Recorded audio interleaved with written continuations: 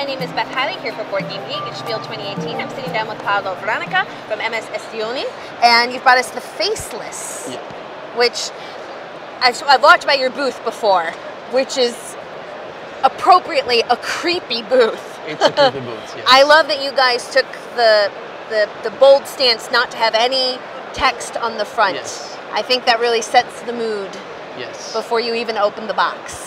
So when we do open the box, though, what are we going to find?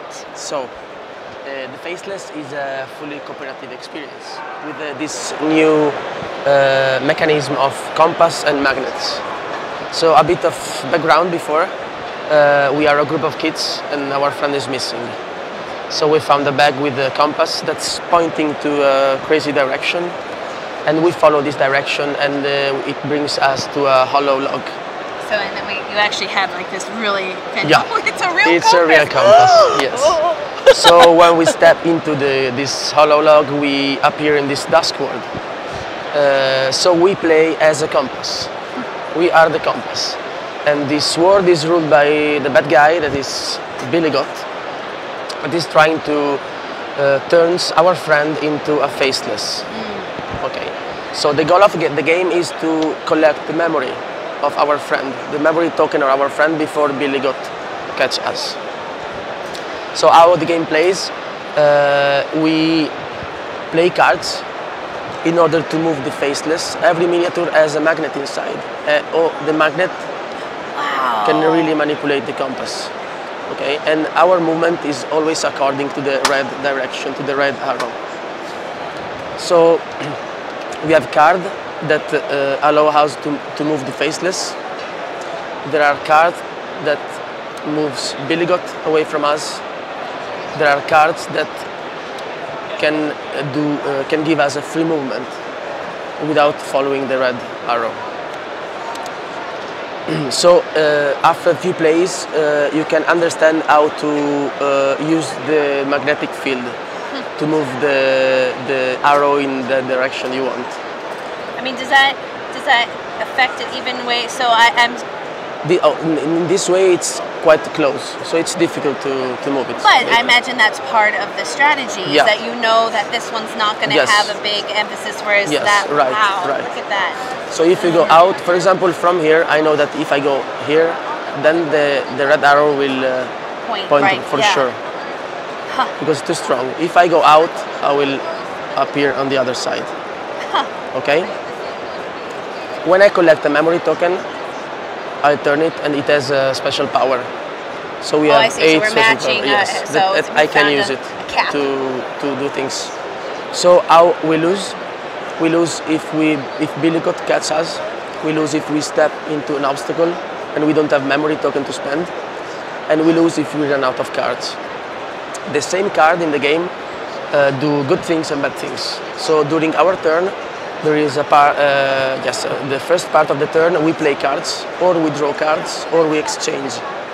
Then from the same pile of cards, we draw one card and we put on these threads.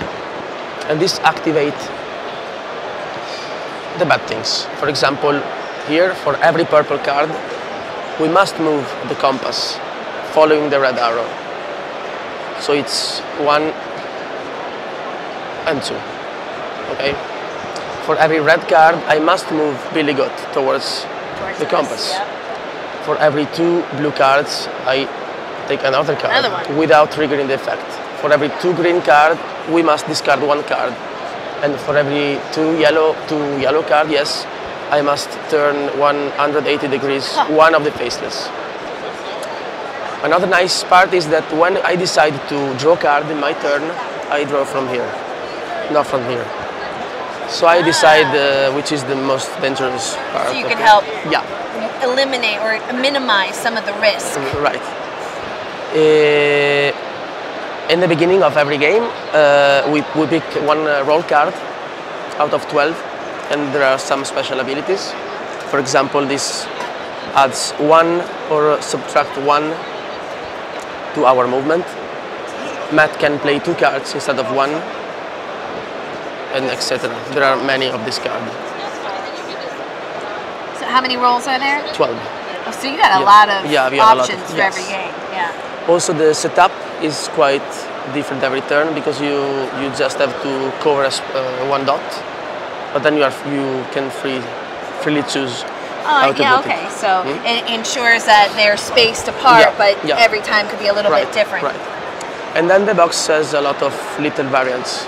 For example, you have a dice. You can add to the game experience. You roll dice every time you draw a yellow card, and then you trigger the effect.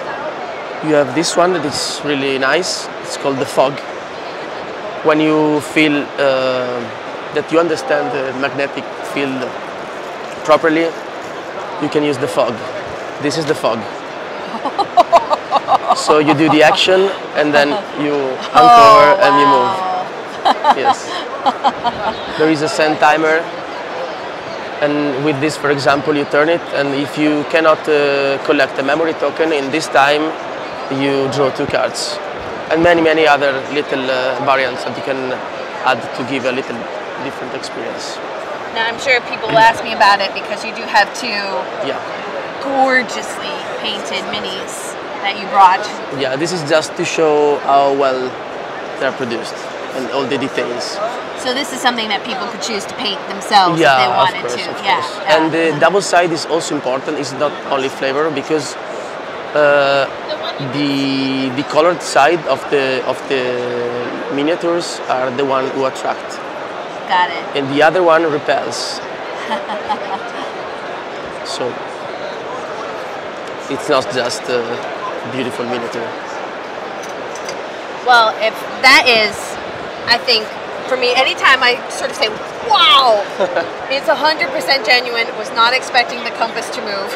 Okay, so this is quite new mechanic. It is, yeah. So if you guys want to check out a truly unique cooperative experience, that is the Faceless, which is being put out by MS Edizioni, which I really appreciate you letting us take a look. And hopefully you're not too spooked to go check it out.